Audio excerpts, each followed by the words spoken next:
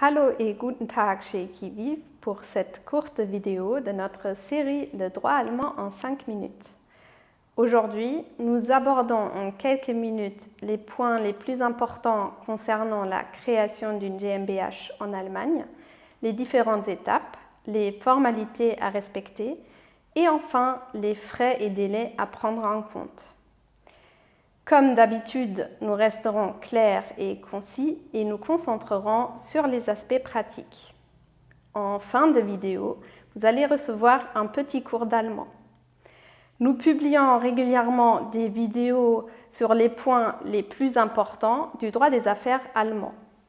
Je m'appelle Johanna Sabatou, je suis avocate en droit allemand et nous conseillons nos clients francophones dans tout le droit des affaires allemand.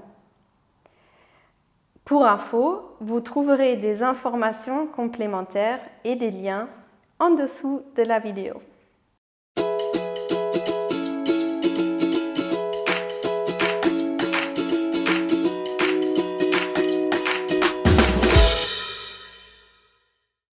L'ouverture du compte bancaire. Notre expérience montre que les délais à prévoir pour l'ouverture d'un compte bancaire en Allemagne sont assez longs et nous recommandons donc à nos clients une coordination avec la banque en parallèle avec le processus de création. La checklist. Après la signature de notre convention de mandat, nous allons vous envoyer une checklist qui nous permettra de préparer les documents requis pour la création. Les statuts. Avec les informations ressortant de la checklist, nous pourrons préparer les statuts de la société. Le capital social minimum qui doit être prévu dans les statuts est de 25 000 €, tout en sachant qu'à la création, il ne faut libérer que la moitié. Il faut donc disposer d'un minimum de 12 500 € pour la création d'une GmbH. Les statuts indiquent uniquement la ville du siège social et non pas, comme en France, l'adresse complète. Une autre différence par rapport au droit français est la forme des statuts qui se font par acte authentique. Nous allons revenir plus tard sur ce point. D'autres documents et informations requis. Tout comme en France, il va falloir nous transmettre les informations relatives aux bénéficiaires effectifs, notamment si une personne morale participe à l'acte authentique. C'est le cas si la filiale française devient associée de la GmbH. En plus, nous allons préparer une procuration si le client souhaite qu'on le représente devant le notaire pour la signature des statuts. La signature sur cette procuration doit être certifiée par un notaire qui peut se trouver en France. Le rendez-vous chez le notaire. Les statuts sont signés devant le notaire par les représentants légaux des associés fondateurs ou le représentant légal qui a reçu une procuration à cet effet.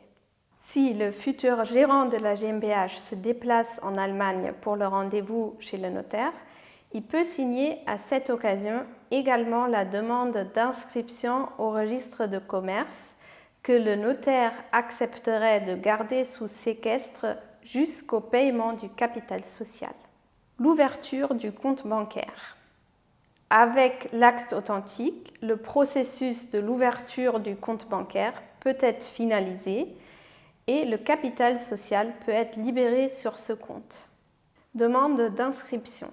Si le gérant ne s'est pas déplacé en Allemagne pour le rendez-vous chez le notaire, il devra signer une demande d'inscription au registre de commerce et cette signature doit être certifiée par un notaire une nouvelle fois. Ce notaire peut se trouver en Allemagne.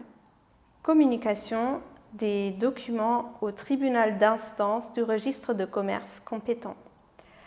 Après réception de l'attestation sur le paiement du capital social, le notaire va communiquer tous les documents requis pour l'immatriculation de la société au tribunal d'instance du registre de commerce compétent.